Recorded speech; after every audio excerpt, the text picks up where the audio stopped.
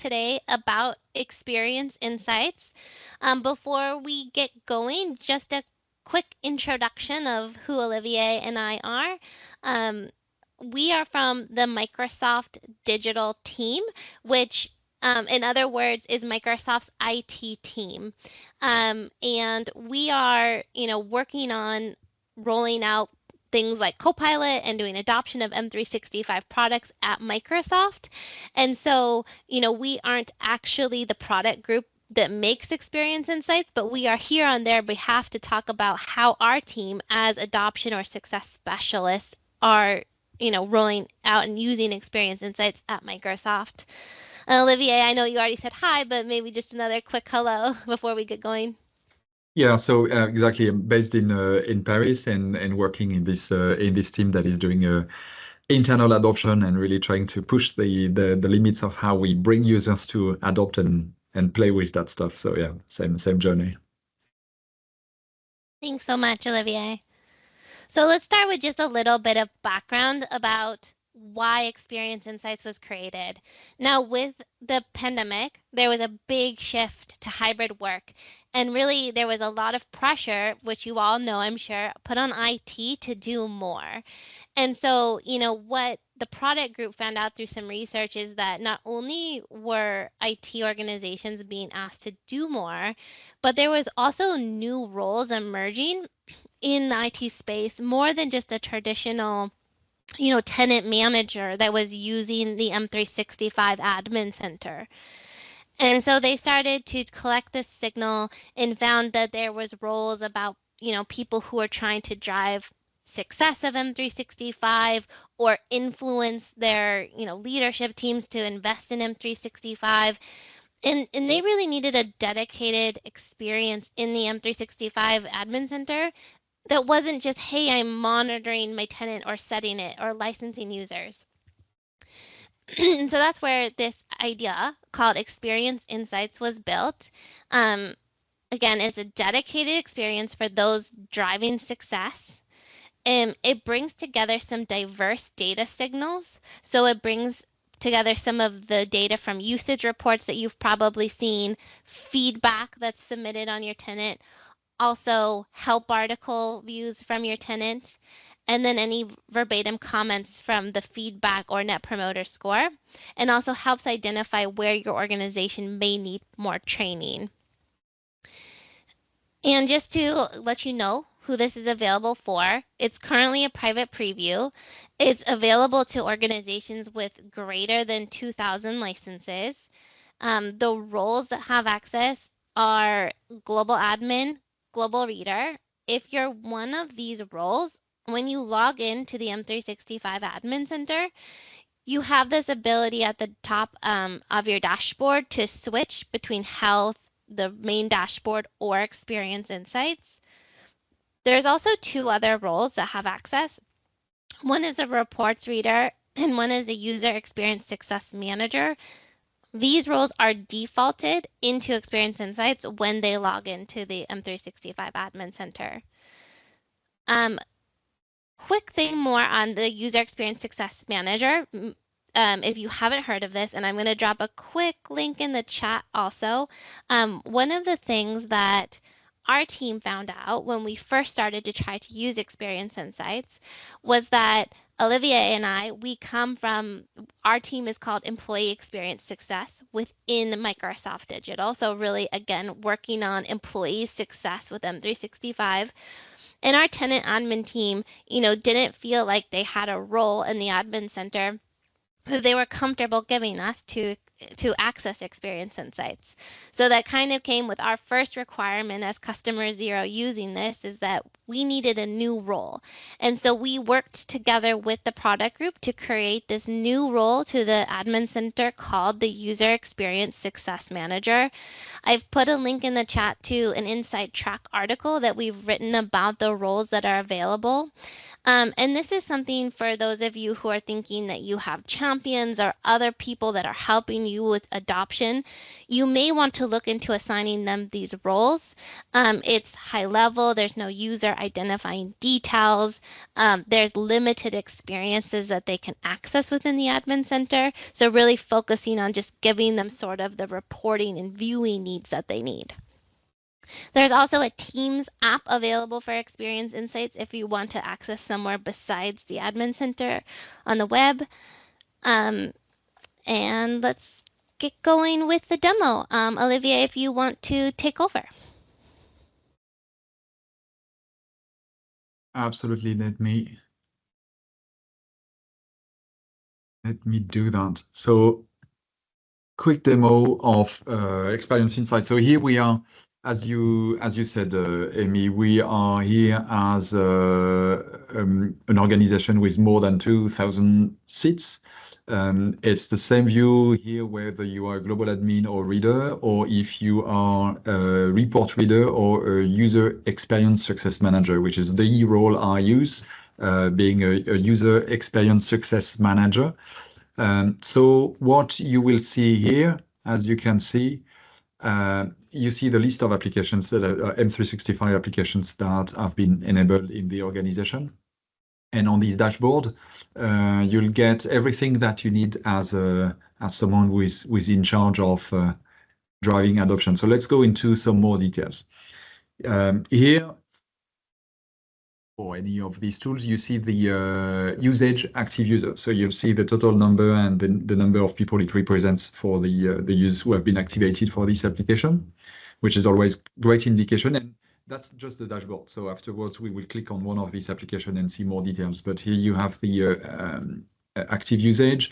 You have the help article views, which is going to give you a sense of the number of articles, help articles that are being consumed within your organizations and viewed. Here, the time frame, I think, is 30 days. Yeah, it's the filter is 30 days, but you can move it to more if you need more. You can see the top view articles. And then we go into the user feedbacks, because that's interactive. You are going to see how people are providing feedback from within the application. So for the ones who are solicited for net promoter score feedback, you'll get the volume, the score, and you can get access to the details. And then folks who want to submit a feedback on their own because they have a suggestion or something that is not working or whatever, you will see it from here.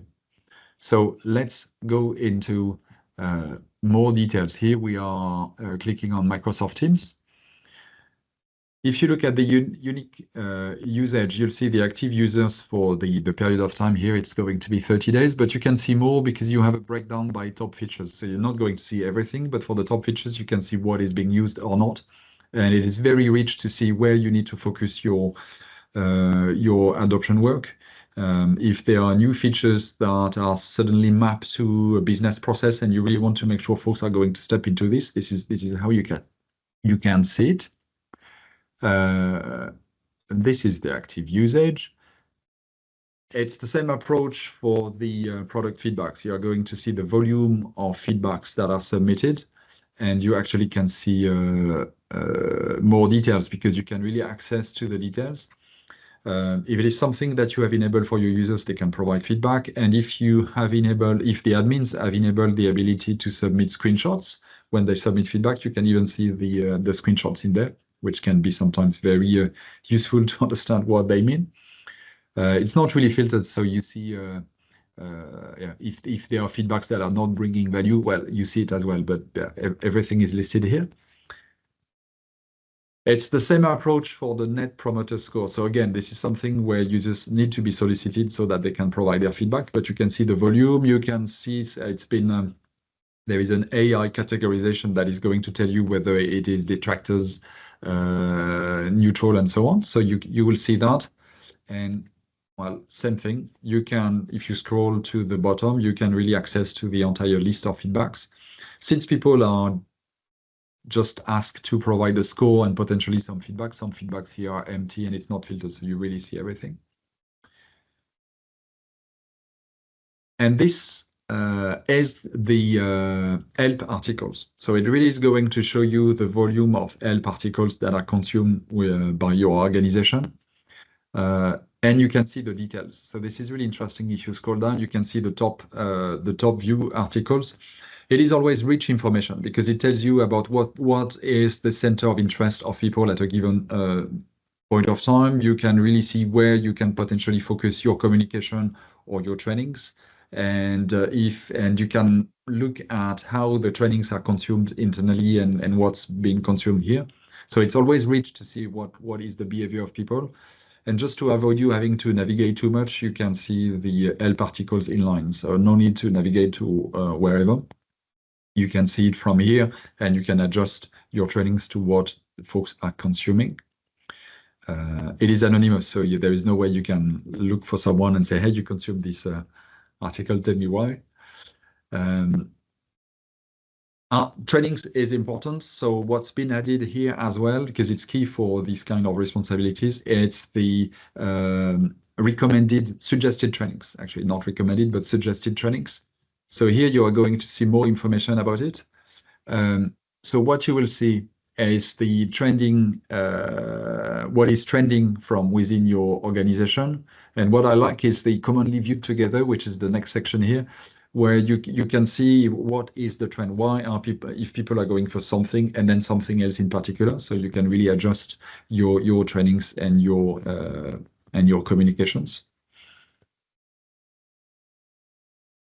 And same thing, you can see the detail of the trainings here, so no need to navigate to the Microsoft support pages.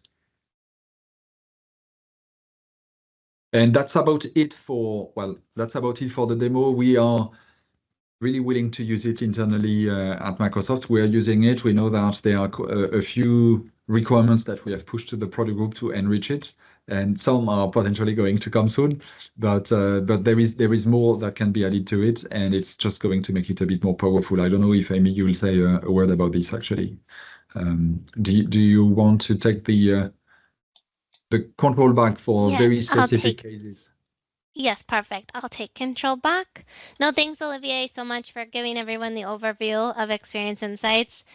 The next thing that we wanted to talk about is that Olivier and I have done this presentation several times, where we're helping the product group get information out about this experience.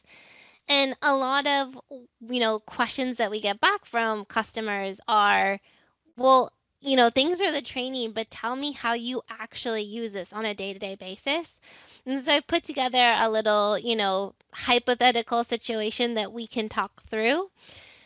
So the first is, I'm Katie, and I'm working on deploying Viva goals for my organization. This is very much top of mind also for me in real life, as I was one of the leads on Viva goals for Microsoft. And so, first off is, you have a new project and you're trying to figure out how to get going. I know a lot of you go out and say, Microsoft must have guidance on this. I'm going to go do some searching. So one of the great assets that Olivier and my team has put together, and the link is here on the slide, I'll put it in the chat in just a minute, is how we drove adoption of Viva at Microsoft, and some of our best practices, our learnings are all in this guide. And one of the things that's called out here is, in order to be successful with product adoption, it's very important to have goals, success criteria, and knowing how you're going to measure those things. And so one of the things that we've put in this guide is, what are some of the goals that you should have as you're working on product adoption? And you can see here that we're from IT, right? So our goals would be, what are the monthly active users that we're getting from a product? How satisfied are our users? And is there any feedback that we're getting from users? And so with that in mind, and what Olivier just showed you is, really showing that Experience Insights is the tool to help you measure progress towards these goals. And so one of the first things that we did when we got access to Experience Insights is, it's one of the only places in the Admin Center where you can see cross-product. So if you go into the individual usage reports, if you're familiar, you're seeing product by product. But what Experience Insights does is bring together all of your products, so you can start to say, how do I compare across my applications and determine, what should be your baseline for usage? Um, and it's good to compare similar products, right? So something like SharePoint and OneDrive, where you're using it for a similar purpose. Um, Now in the scenario where I'm deploying Viva Goals, you can see that because I recently just acquired this product for my organization and started using it, it shows up here as a new product with a new tag next to it in the Experience Insights dashboard. And you can see that like the usage is about 50% lower than this top used application here of Microsoft Teams, which you might then say, well, people haven't fully adopted this yet. I have a ways to go. But you can also see if you compare it with something that you're not using every single day like Teams. So maybe I compare my usage to SharePoint. You can see that okay, I'm in an expected range. And so that's sort of the power of this report, is to be able to make those connections and comparisons. And then I'm bringing forward another asset that you've probably seen. But if I'm Katie and I'm working on Viva Goals adoption, I'm probably going to consult what's on adoption.microsoft.com. There is a specific adoption guide for Viva Goals there, and has good tips and tricks and things that you should do. And one of the things that it really talks about is important for Viva Goals is having an executive buy off and sign off for your launch plan.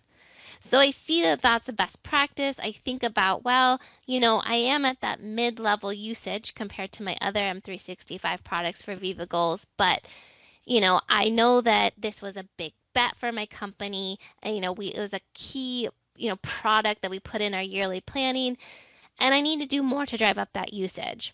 So I sync with my CEO, and we talk about having a mail to send out to our users to promote Viva Goals. Now, what I also do now that my CEO sent out this email is I want to see how that action has impacted the metrics that are available in Experience Insights. So I go back into Experience Insights, go into that Viva Goals product detail page by clicking on Viva Goals from the main dashboard. And then you can see that there's these date range filters that Olivier showed. It defaults to 30 days, but you can go ahead and change this from 30 days to 90 days up to 180 days. And you can see if I look at the 30-day filter, that it appears I'm at a steady state of usage for Viva Goals. But if I go back and I filter on 90 days, you can see that at the very beginning, I started at low usage. I had a peak where I had help having that executive send that mail to get going. And now we've reached a steady state, which is, ideal for where I am in this application. And then the next thing that's really great about Experience Insights is, again, you can look cross-product, but you can also look cross-signal. And what I mean by that is looking at usage, help article views, product, and feedback to look for similar patterns. And so one of the things I do is I look at product feedback. And again, from talking to some other customers, you may or may not have this activated for your tenant, but I highly encourage it, because now with this experience, you can view your employees' feedback, and it does go to Microsoft for improving product, but you also may be able to, improve your users' experience just within your tenant by understanding their feedback. So one of the things I see here, right, is that I have a comment from someone who said, they're not able to find their active time period in Viva Goals. And in my experience on rolling this out at Microsoft, it is one of the top things that users have a hard time understanding. And so I say, well, it's probably worth doing more training with my organization on Viva Goals if I'm getting comments like that. So then after I see that comment, I head over to the tab in the details for help content and see what sort of articles on support.microsoft.com users on my tenant are viewing.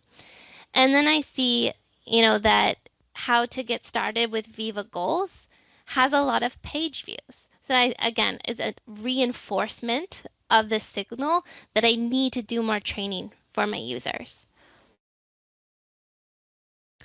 And then I decide to take that action and send out a training. So I picked the How to Get Started with Viva Goals article. And I actually, if you may have other means of training in your organization, but if you actually pass out the link on support.microsoft.com to these articles, then you will be able to go back into Experience Insights and see the page views. So it's a way for you to sort of measure the success of your training if you're encouraging users to do that. And so again, I want to send this out to my organization. And I decide to use Copilot to help me recommend and draft a mail to my users that they should take this training. And here's what Copilot helped me write based on the fact that I want to send out this training. And something else that this is a best practice that we do at Microsoft is that we suggest this out, but we also encourage our users again to submit that in product feedback. And so I included in my message just an example of where they find this in Viva Goals to submit that in product feedback.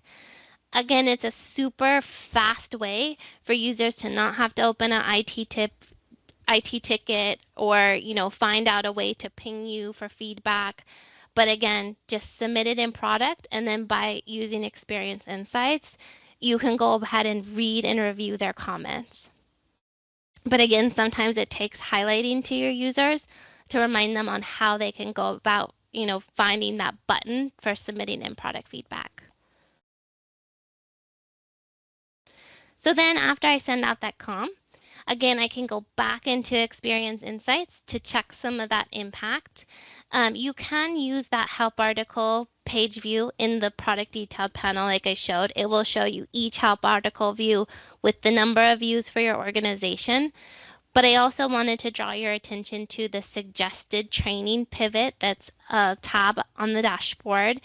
This will show you when something's trending in your organization. So you can see after I've sent out this suggested training that I have a huge increase of views for this article. Again, reinforcing the fact that, my actions have impact and it's measurable.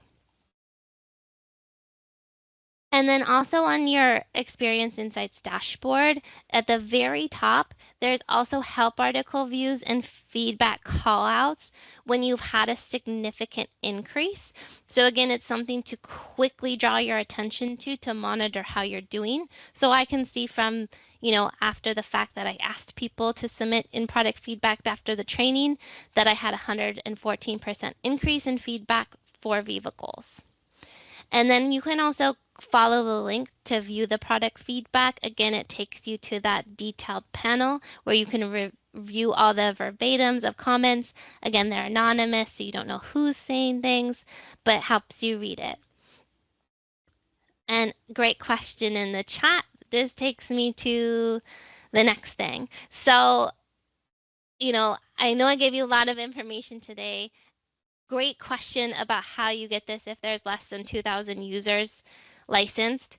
I'd love it if you would want to stay in contact with me about this. So here's a QR code. There's just a quick form if you want to leave your email so that I can reach out to you. We have a bunch of things coming to Experience Insights. This is really just the beginning. The roadmap is really rich for the next year. And we would love to work on getting this down to less than 2,000 licensed seats. And so again, I just love to keep in contact. So let me know if you'd be interested. Otherwise, happy for questions, or if anybody has used Experience Insights and have feedback, I think we still have some time. We can just chat a little bit.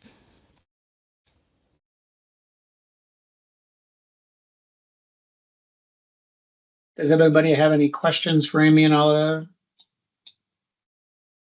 Without doing it in chat, you can come off mute, ask your question.